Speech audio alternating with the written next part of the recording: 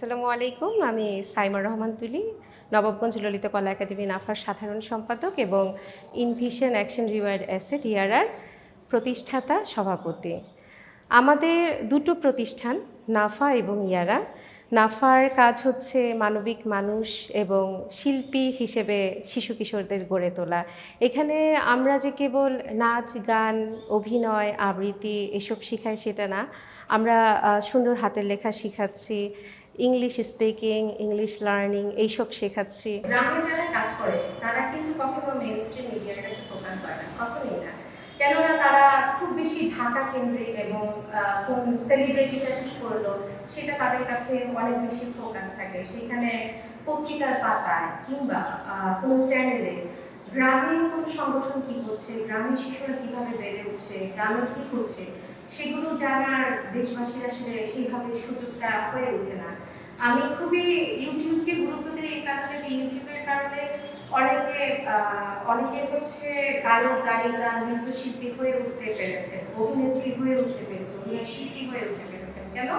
তার কারো শরণাপন্ন হতে হয়নি, তার কোনো সিন্ডিকেটেড শরণাপন্ন হতে হয়নি, কারণ এই প্ল্যাটফর্মটা অনেক বেশি উন্মুক্ত এবং ইউটিউব একটা মাধ্যম যেখানে আমরা কোনো রাগ ঢাক ছাড়া আমাদের মনের ভাবকে আসলে পজিটিভলি প্রকাশ করার আসলে সুযোগ পায়।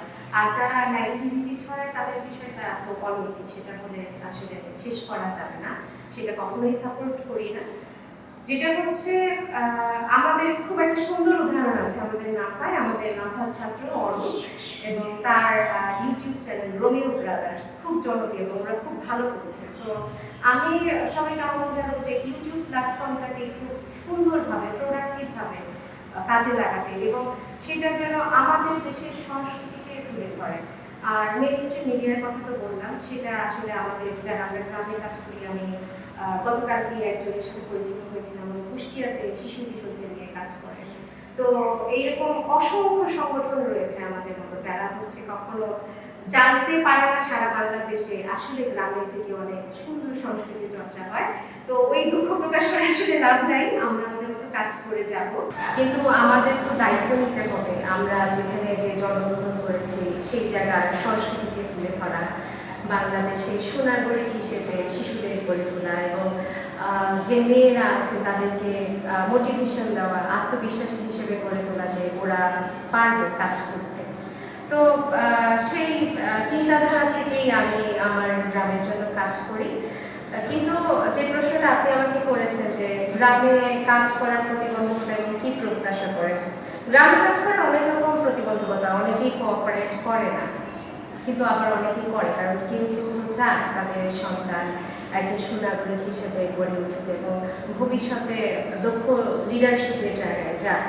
তো সেই সব অভিভাবকদের আমি সবসময় আহ্বান জানাই এবং আমাদের কিছু কুসংস্কার থেকে বেরিয়ে আসতে হবে, যুক্তি বিবেক বুদ্ধি এগুলো দিয়ে আমাদের কাজ করতে হবে।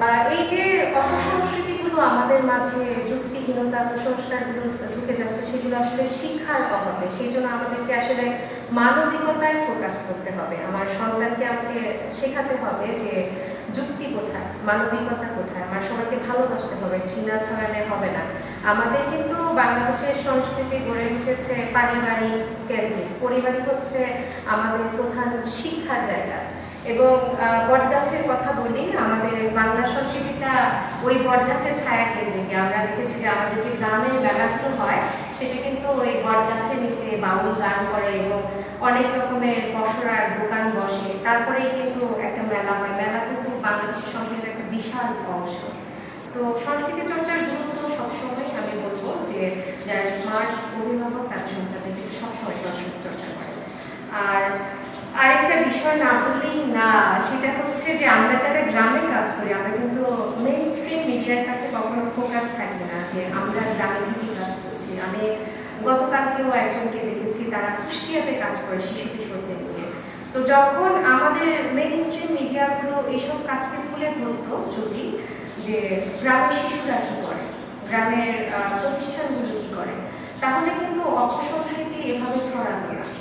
কিছু মানুষ শুধু এই ছোটো ছোটো রিলস টিকটক ভিডিও এইসবই দেখছে, তারা জানেও না যে একটা রবীন্দ্রসঙ্গীত কত সুন্দর হতে পারে, একটা রবীন্দ্রসঙ্গীতের উপস্থাপন কতটা সুন্দর হতে পারে, নজরুলের দর্শন কতটা সুন্দর শিশু সুন্দর একটা গল্প বলছে। আমরা শুধু দেখি যে অন্য গানে, অন্য দেশের গানে, অন্য সংস্কৃতিতে তারা এমনকি অনেক অ্যাডাল্ট কন্টেন্ট করতে দেখি বাচ্চাদের। আমরা চাই না যে বাচ্চারা আসলে এইভাবে বড় হোক, আমরা চাই বাচ্চারা বাংলাদেশের সংস্কৃতিকে ধারণ করে একজন মানবিক মানুষ হিসেবে বড় হোক। এবং আমি বলবো যে আমাদের সংস্কৃতিটা অনেক বেশি শক্তিশালী। বিভিন্ন দেশ, আপনি যদি ইউরোপ আমেরিকার মতো চিন্তা করেন, ইউরোপ আমেরিকার যে সংস্কৃতিটা সেটা কিন্তু আমাদের মতো তো রিচ না। এখন সবসময় হচ্ছে আমাদের শেকড়ের দিকে তাকাতে হবে, শেকড়টাকে সবসময় শক্ত করে আমাদের প্রসারিত করতে হয়। তো আমাদের স্লোগান মাটির সংস্কৃতি ধরে রাখবো, আমরা ছড়িয়ে দিব সারা বিশ্বে। এই স্লোগানই আমরা নাফা সংস্কৃতি, নাফা আমাদের যে প্রতিষ্ঠান নাফা, আমরা সামনে এগিয়ে চলছি। এবং সেই সাথে আমরা চাই সারা বাংলাদেশের সংস্কৃতি চর্চা করব। আমাদের সংস্কৃতিটা অনেক বেশি মানবিক, সেই মানবিক শিক্ষা আমাদের সন্তানরা দেবে।